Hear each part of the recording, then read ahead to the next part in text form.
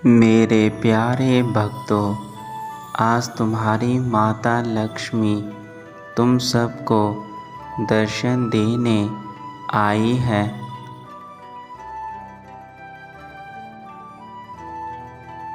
तुम्हारे जीवन में हो रही धन से संबंधित सभी परेशानियों को मैं भली प्रकार से जानती हूँ और आज मैं इन सभी परेशानियों को दूर करने के लिए तुम्हारे पास आई हूँ।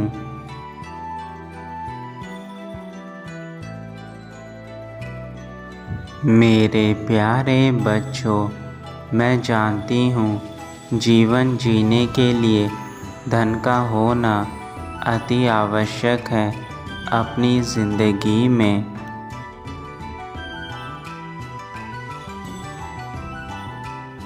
जीवन में पर्याप्त धन का होना अति आवश्यक है, क्योंकि धन से ही तुम्हारे जीवन के सारे कार्य पूर्ण हो सकते हैं।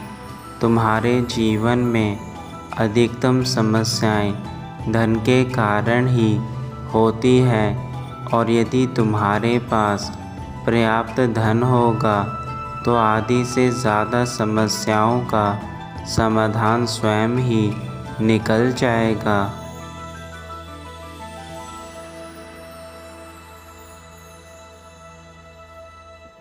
पर कभी कभी मेरे बच्चे, तुम्हारे जीवन में धन का ज़रूरत से ज़्यादा होना तुम्हारे जीवन में एक नकारात्मक विचारधारा को जन्म देता है,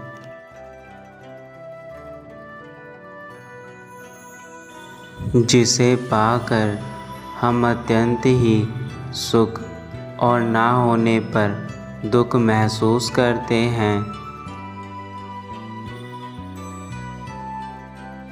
परंतु मैं जानती हूँ मेरे बच्चे, तुम्हारा मन साफ है, इसलिए तुम्हारी माता तुम्हें आज दर्शन देने आई हैं और तुम्हारे धन से संबंधित सभी समस्याओं को खत्म करने आई हैं। मैं जानती हूँ कि तुम्हारे जीवन में धन की कमी के कारण तुम्हें कई संगठनों का सामना करना पड़ रहा है।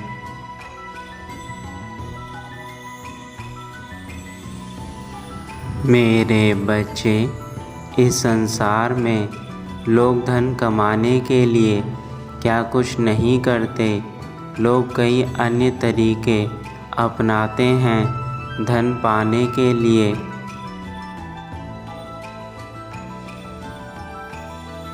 मैं जानती हूँ मेरे बच्चे, इस संसार में धन के बिना जीवन जीना बहुत कठिन है।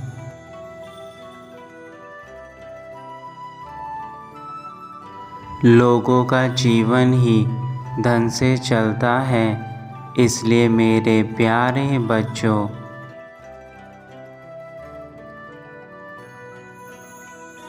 मैं तुम्हें यह संदेश देना चाहती हूँ कि यदि तुम धन की कमी का अफसोस कर रहे हो और धन के हाथों मजबूर हो और तुम धन को पाना चाहते हो, तो मेरी बातों को ध्यानपूर्वक सुनना। मैं तुम्हें कुछ ऐसी बात बताने जा रही हूँ जिससे तुम्हारे जीवन में धन की सभी समस्याएं दूर हो जाएंगी।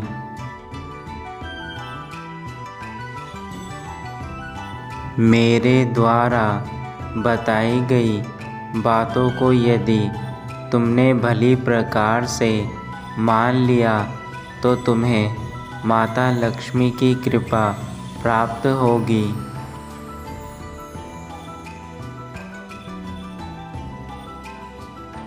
सर्वप्रथम मेरे बच्चे, यह जानना तुम्हारे लिए ज़रूरी है कि मैं किन चीज़ों से प्रसन्न होती हूँ और तुम्हारे लिए वह चीज़ें करना अत्यंत आवश्यक है।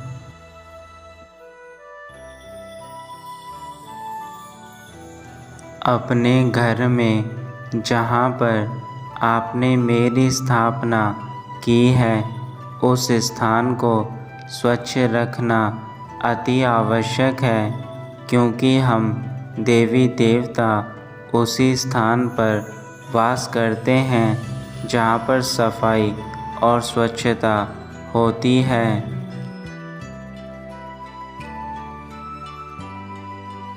मेरे स्थान को हमेशा सुगंधित पुष्पों और धूपबत्ती से सजाकर रखना चाहिए।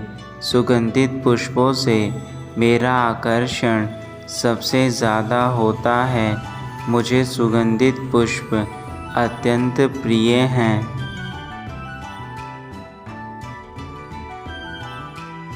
जो कोई भक्त मुझे सुगंधित पुष्पों का अर्पण करता है उसको धन से संबंधित किसी प्रकार की परेशानी नहीं होती।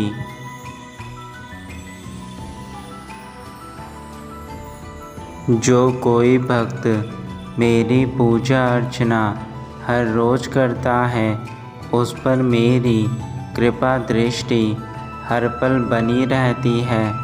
ऐसे भक्तों को मैं हमेशा अपने प्रेम और आशीर्वाद से अपने समीप रखती हूँ।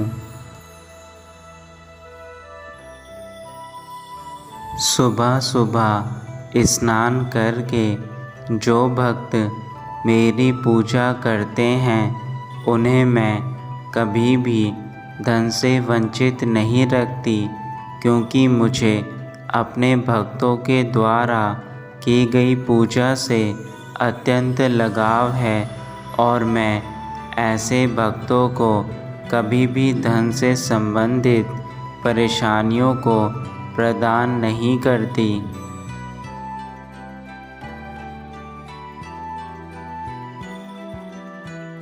जो व्यक्ति गौ माता को रोटी खिलाता है ऐसे व्यक्ति से भी मैं प्रसन्न होती हूँ, क्योंकि गौ माता को रोटी खिलाने से मेरी कृपा दृष्टि उस व्यक्ति पर बनी रहती है। यह एक पुण्य का काम है जो हर व्यक्ति को करना चाहिए।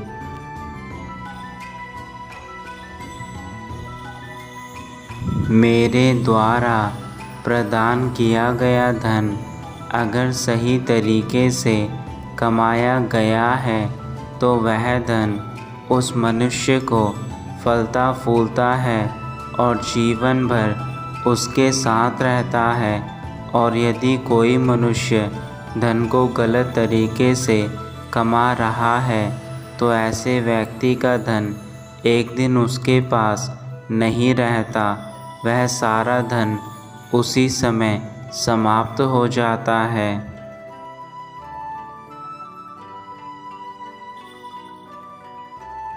मेरे बच्चों, यह सभी कार्य हैं जिसे करने के बाद तुम्हें मेरी कृपा दृष्टि और मेरा आशीर्वाद प्राप्त होगा और तुम कभी जीवन में धन से वंचित नहीं रहोगे।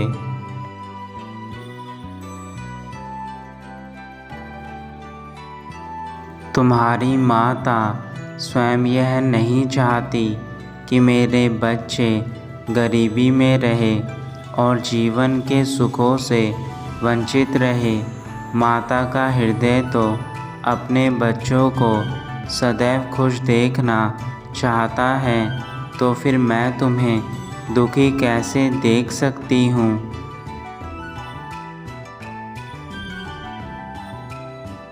तुम जो भी कार्य इस समय कर रहे हो उस कार्य में अपनी लगन, ईमानदारी और सच्चाई लगा देना। ऐसा करने से तुम्हें उस काम में एक ना एक दिन सफलता ज़रूर मिलेगी। और यदि तुम मेरा हर रोज़ सुमिरन करते रहोगे तो तुम्हारे जीवन में जल्द ही धन और यश की प्राप्ति होगी।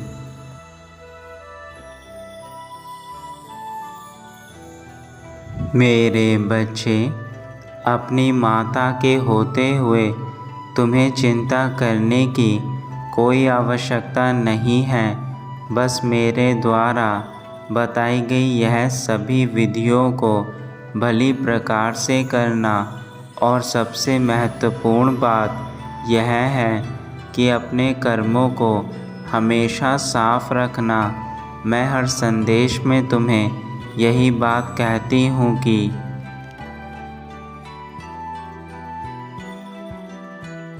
सर्वप्रथम तुम्हारे कर्म ही तुम्हारे जीवन का आधार हैं।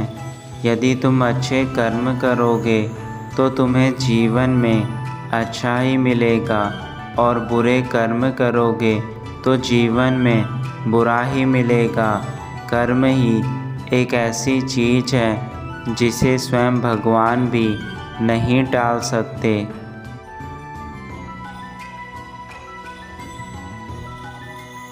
भगवान को भी कर्मों के आगे झुकना पड़ता है। यदि तुम्हारे पुण्य कर्म हैं तो भगवान को भी तुम्हें हर वह चीज़ देनी पड़ती है जिसके तुम हकदार हो और जो तुम्हें चाहिए।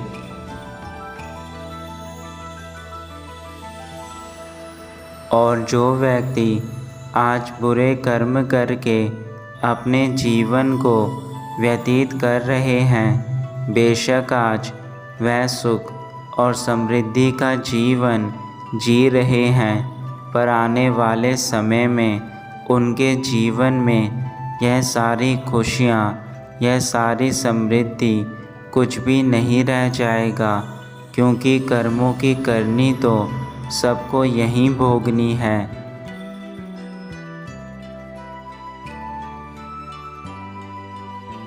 अब मेरे जाने का समय हो रहा है। तुम्हारी माता को जाना होगा। तुम्हारी माता का आने का उद्देश्य केवल यह था कि तुम्हें धन की प्राप्ति के लिए जो मार्ग चाहिए वह मार्ग मैं तुम्हें दे दूं।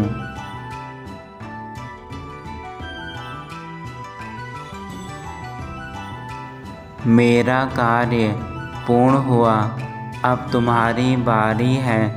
तुम्हें अपने कार्यों को पूर्ण करना है और अपने जीवन को पर्याप्त रूप से बदलना है। यह सब कुछ तुम्हारे हाथों में है मेरे बच्चे।